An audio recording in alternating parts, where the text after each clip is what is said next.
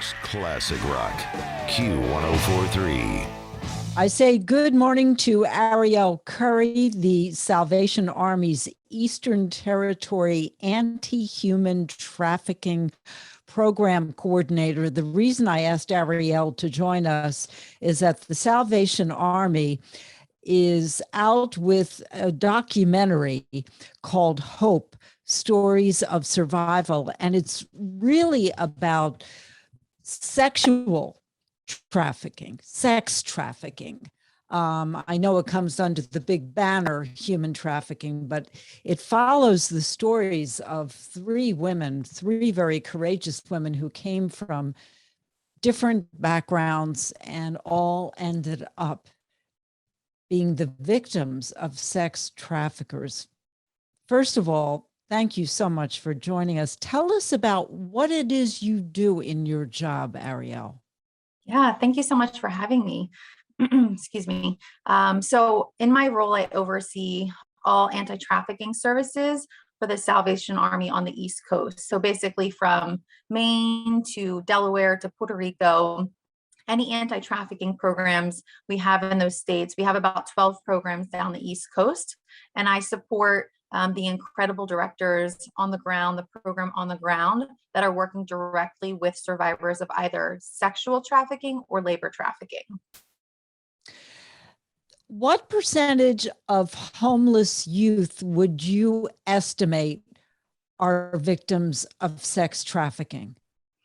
So there's so many statistics going around, and what's hard about trafficking or any illegal organized crime is that stats are fairly inconsistent and hard to come by, but it's estimated within about 48 hours, 50% of homeless runaway youth in America are approached by a pimp or a trafficker. So quite a large number, and I would guesstimate that it might be a little bit more than that as well, since they're vulnerable and they're, in theory, great targets for pimps or traffickers. How do you reach out to these victims? And there are male and female victims. I mean, the film really only centered on women, Right. but young men are also the victims of sex trafficking. So how does the Salvation Army reach out to them? Because this is basically a psychological prison for them. And in some cases, you know, a real physical prison because, you know, there are beatings and there's, Yeah. So absolutely, boys and girls, men and women are all involved in trafficking, especially folks who identify in the LGBTQIA plus community are particularly targeted. But I'm grateful that you actually brought up there is sort of this emotional bound and chains on top of the physical, because I feel like most of the public just sort of associate the physical binding or the handcuffs or the beating, which absolutely happens, but there is this emotional component, which is probably one of the largest aspects of it. But the way the Salvation Army reaches out is through these on the ground incredible programs. I can't take credit for all these programs, but we have committed, incredible staff that know the communities, know how trafficking presents in their particular community, and does an amazing job doing street outreach, connecting with these survivors, offering services. So really being the hands and the feet on the front lines is how we're able to connect with these individuals. and the problem is layered because in many of these cases, these victims end up addicted to drugs as well. So which of course further ensures that whoever is responsible for the trafficking has control over them when you're dealing with addiction. And I'm wondering if you are working with addiction services in order to find these victims of sex trafficking and how that all works out. Because it's all very complicated and layered, like I said. It's not just someone is a runaway and, you know, this is how they survive. It's much more complicated than that.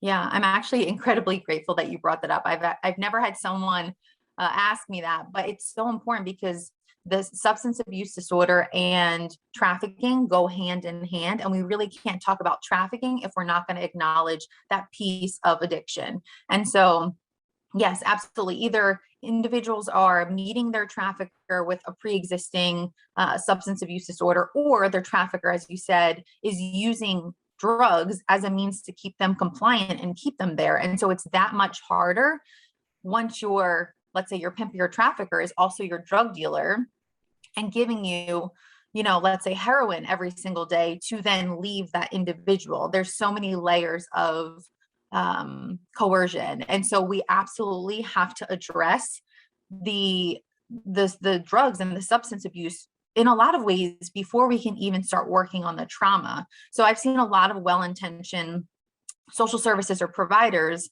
say, okay, we're going to get this individual out of the life. We're going to get them into therapy, housing, whatever it might be, all necessary and important. But can someone really work on their trauma, work on unpacking all of the things that they've experienced while they're struggling with drugs? And the answer is no. And so one of our first approaches is really to ensure that they're linked and supported with a plethora of services. The first really being addressing the substance abuse. So whether that for them, and they have choice in this, right? We're not just telling them, you're going to go here, you're going to do this. It's a partnership. And so connecting them with, maybe it's a detox center, maybe it's a rehab, a halfway house, a program that is in person where you're living there as part of it. So there's a number of different ways we can address it, but we absolutely have to address that as one of the first factors when someone's coming out of the life. What is so shocking is that this is, when people think of sex trafficking, they don't think of it happening under their own noses in their own cities, but it's happening in your own city. Yes, absolutely. The other component that I think is perhaps even more shocking in the Salvation Army documentary, Hope: Stories of Survival, is the role that some parents play in sex trafficking. How prevalent is this? I mean, two of the three women that are followed in this documentary really fell in as victims to sex trafficking because of what was happening in their own families. And we're talking in one case, incest, and in another case, a mom who just sold her daughter's body at what age was it when she started? I mean, it was a nightmare.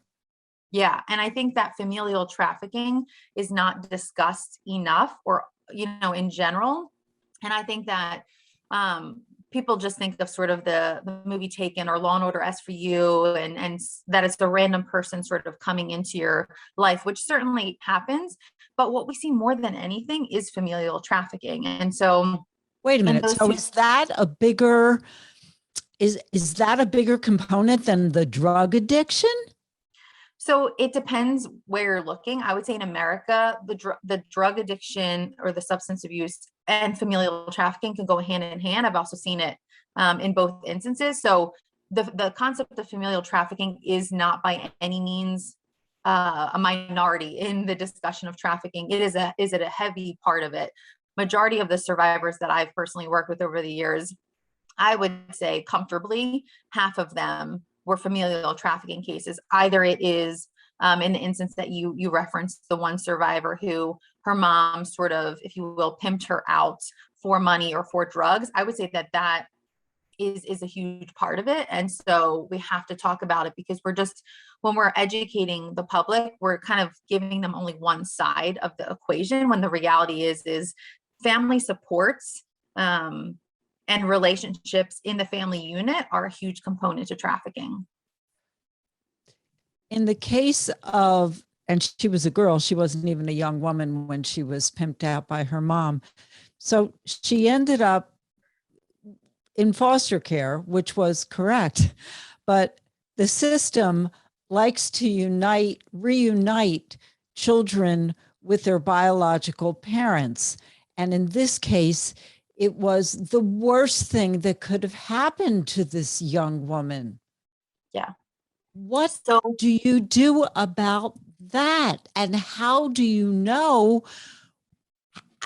I don't even begin, how people can, professionals, figure out what is the correct path in that case. Because of course you don't want someone growing up in foster care unless they're facing something like that.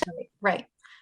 Yeah, I think part of the challenge, right, is they don't have an easy job in the in the work and the decisions that they're making. But one of the biggest things that were overlooked that is important is listening to the survivor, is listening to the youth, right? It's we're oftentimes quick to say, okay, you don't know what you're talking about, or you're so young, but they have insight that we don't have. They have power, they have a voice. And unfortunately, our system is not always equipped to be trauma informed and to listen to the voice of the survivor. We want to make decisions for the survivor, about the survivor, all around them, without discussing with them. And in that instance, she said, I tried to tell them and they didn't listen to me. And so there really is a need to listen to the voices. It doesn't mean we're going to get it right 100% of the time, but we have a due diligence to listen to the voice of a survivor. I'm speaking with Arielle Curry, the Salvation Army's Eastern Territory Anti-Human Trafficking Program Coordinator, and we're referencing the documentary Hope, Stories of Survival, and it's really the stories of 3 women who overcame being victims of sex trafficking. Tell us about this young woman. I mean, it's such an extraordinary story. This young woman who was pimped out by her own mom, returned to the mom who pimped her out, and where she is today and how that happened, because she is one of the most inspiring people I have ever seen. Yes, she is incredible. And credit is 100% due to her and her resiliency and her strength. I think it's also a beautiful depiction of the importance of supports along the way. But she is a fighter. She is fiery. She is passionate. And where she is today is she's actually an advocate for victims of trafficking and just spreading awareness about trafficking internationally, and has received a number of awards. And today she's a wife and a mom and an advocate, and is just truly an incredible woman, as you gathered from the documentary. How can people see Hope, Stories of Survival? So we're in the process of negotiating what streaming platforms will be available, but the plan is to launch it in January 2022. And January is actually Human Trafficking Awareness Month. So our hope is that it coincides with spreading awareness about trafficking and will be available to the public come January 2022. Is there anything else you want to add, Arielle, or something that we haven't touched on that you'd like our listeners to know about? Yeah, absolutely. I think part of these discussions are good to spread awareness, prevention, all of those things. But I think there's so many folks who are listening who are interested in how can I get involved or how can I support? And we have a number of programs, mostly in every state down the East Coast. But I would encourage you to, if you're interested in whether it's the hands-on, whether it's bringing snacks, whether it's bringing clothing, whether it's donating, you can donate on our website at the Salvation Army, salvationarmyusa.org. There are so many ways to get involved. Again, whether it's hands-on, whether it's donating clothing or money or whatever it looks like. And so our hope is that, yes, you take this information into your family, into your community, but you also find opportunities to get involved. And of course, donations are always welcome. When you think of the Salvation Army, you think of the sidewalk Santas. You think of providing meals for the homeless and hungry. You don't think of the fight and the lifeline they are throwing out to victims of sex trafficking. So thank you so much, Arielle Curry. If you missed any part of this interview, My interviews live on the podcast Sunstein Sessions. You can download the iHeartRadio app. It's free. And then just check out Sunstein Sessions. And also the videos live on our website or under YouTube. And I will see you guys tomorrow morning on the Jim Kerr Rock and Roll Morning Show, Q104.3. New York's classic rock, Q104.3.